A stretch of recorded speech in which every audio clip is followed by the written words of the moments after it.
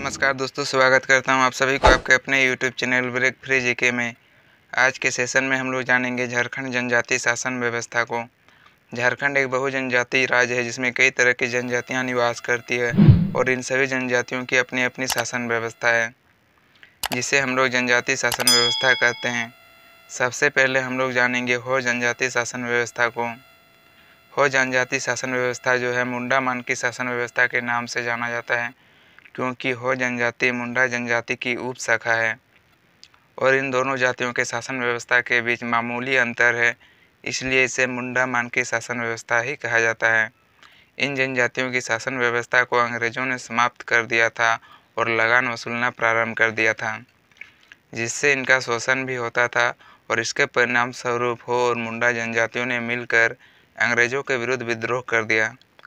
अंग्रेज इस विद्रोह को शांत करने के लिए अपना एक एजेंट थॉमस विल्किंस को भेजा। उन्होंने इन जनजातियों से बात की और ईस्ट इंडिया कंपनी को बताया कि जनजातियों की शासन व्यवस्था को दोबारा लागू किया जाए तभी विद्रोह करना बंद करेंगे।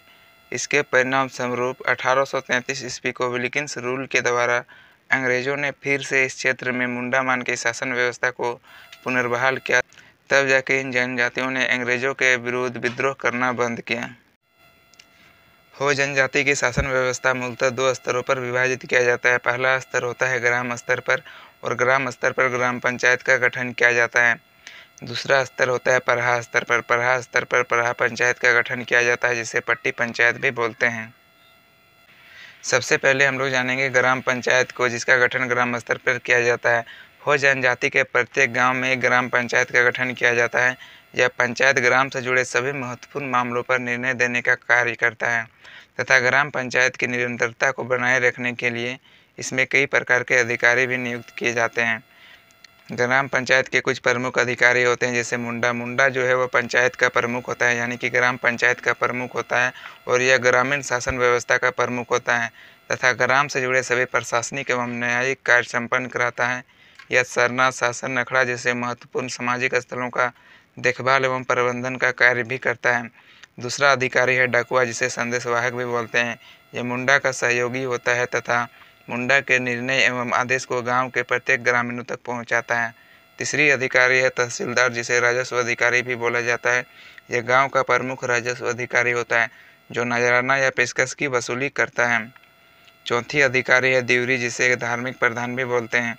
यह गांव का धार्मिक प्रमुख व्यक्ति होता है, जो पूजा पाठ, पर्व त्योहार, शादी ब्याह जैसे धार्मिक अनुष्ठानों को संपन्न कराता है। ग्रामीण धार्मिक विवादों को सुलझाने में भी इसका विशिष्ट भूमिका होती है। और पांचवें अधिकारी होते हैं यात्रा देवरी, जिसे देवरी का सहयोगी बोलते हैं। यह धार्मिक कार्य संपन्न कराने में देवरी का सहयोग करता है तथा देवरी की अनुपस्थिति में यह धार्मिक कार्य को संपन्न करता है। अब हम लोग जानेंगे परहा पंचायत को। जिसे पट्टी पंचायत भी बोलते हैं। परहा पंचायत का गठन 15 से 20 गांव मिलकर किया जाता है और परहा पंचायत का सही से संचालन के लिए इसके लिए भी अधिकारी नियुक्त की जाती है। परहा पंचायत के अधिकारी होते हैं मानकी, जो परहा पंचायत का प्रमुख होता है, और मानकी को ही परहा राजा कहा जाता है। इस पंचायत में अंतर ग्रामीण पंचायतों से जुड़े विवादों का निपटारा किया जाता है। इस पंचायत की बैठक में सभी क्षेत्र के मुंडा एवं डकुआ भाग लेते हैं तथा निर्णय जो है सर्वसम्मति से किया जाता है। यहाँ के मुख्य अधिकारी जो है वह मानकी ही होता है। मानकी यह परहा पंचायत का प्रमुख होता है तथा पंचायत की अध्यक्षता एवं महत्वपूर्ण विवादों पर निर्णय करता है। यहाँ तक हम लोग हो जनजाति शासन व्यवस्था को जान चुके हैं। अब हो जनजाति से बनने वाले कुछ इंपॉर्टेंट प्रश्न को हम लोग सॉल्व करेंगे, जो कई बार जेपीएससी की परीक्षा में तथा जेएसएससी की प्रतियोगिता परीक्षा में पूछे जा चुके हैं और आगे भी पूछे जाने की पूरी संभावना है। पहली प्रश्न हमारे सामने है, मानकी मुंडा शासन व्यवस्था किस जनजाति से संबंधित है। यहाँ पे 4 ऑप्शन दिया हुआ है। पहले ऑप्शन में है हो, ऑप्शन बी में है खड़िया, ऑप्शन सी में है असुर और ऑप्शन डी में है बथुड़ी। इसका सही आंसर होगा ऑप्शन नंबर ए, हो जनजाति से संबंधित है। दूसरी प्रश्न हमारे सामने, निम्न में से किस जनजाति में डायन प्रथा पाए जाते हैं। ऑप्शन ए में दिया हुआ है खड़िया, ऑप्शन बी में दिया हुआ है सोरिया पहाड़िया, ऑप्शन सी में दिया हुआ है हो और ऑप्शन डी में दिया हुआ है इनमें से कोई नहीं। इसका सही आंसर होगा ऑप्शन नंबर सी, हो जनजाति में डायन प्रथा पाया जाता है।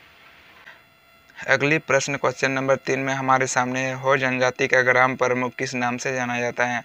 ऑप्शन नंबर ए में दिया हुआ है वो मानकी, ऑप्शन नंबर बी में है मांझी, ऑप्शन नंबर सी में है महतो और ऑप्शन नंबर डी में है मुंडा। इसका सही आंसर होगा ऑप्शन नंबर डी मुंडा। हो जनजाति की शासन व्यवस्था में ग्राम पंचायत का प्रमुख होता है मुंडा। अब चलते हैं अगली प्रश्न क्वेश्चन नंबर 4 में हमारे सामने है, हो जनजाति शासन व्यवस्था में ग्राम प्रधान के सहायक को क्या कहा जाता है। यहाँ पे 4 ऑप्शन दिया। ऑप्शन नंबर ए में है डाकुआ, ऑप्शन नंबर बी में है नायके, ऑप्शन नंबर सी में है जोग मांझी, ऑप्शन नंबर डी में है नेगी। तो इसका सही आंसर होगा ऑप्शन नंबर ए डाकुआ, जिसे संदेशवाहक भी बोलते हैं। यानी कि यह ग्रामीण प्रधान यानी कि मुंडा के आदेश तथा निर्णय को ग्राम के प्रत्येक व्यक्ति तक पहुंचाता है, जिसे मुंडा का सहयोगी भी बोलते हैं। अब चलते हैं अंतिम प्रश्न क्वेश्चन नंबर 5। क्वेश्चन नंबर 5 में हमारे सामने है, निम्न में से किसके द्वारा कोल्हान की मानकी मुंडा व्यवस्था को मान्यता दी गई है। ऑप्शन नंबर ए में है lord Ripon, option number B में है Thomas Wilkinson, option number C में है lord Dalhousie, option number D में है लॉर्ड मिल्टन। इसका सही आंसर होगा option number B Thomas Wilkinson, क्योंकि थॉमस विल्किंसन ही कोल्हान की मुंडा मानकी व्यवस्था को दोबारा पुनर्बहाल किया था 1833 ईस्वी में। आज की वीडियो को हम लोग यहीं समाप्त करते हैं। अगर वीडियो अच्छी लगे तो वीडियो को लाइक करें, कमेंट करें, अपने दोस्तों के साथ शेयर करें। साथ ही ऐसे ही वीडियो पाने के लिए हमारे चैनल को ज़रूर सब्सक्राइब करें। Thank you.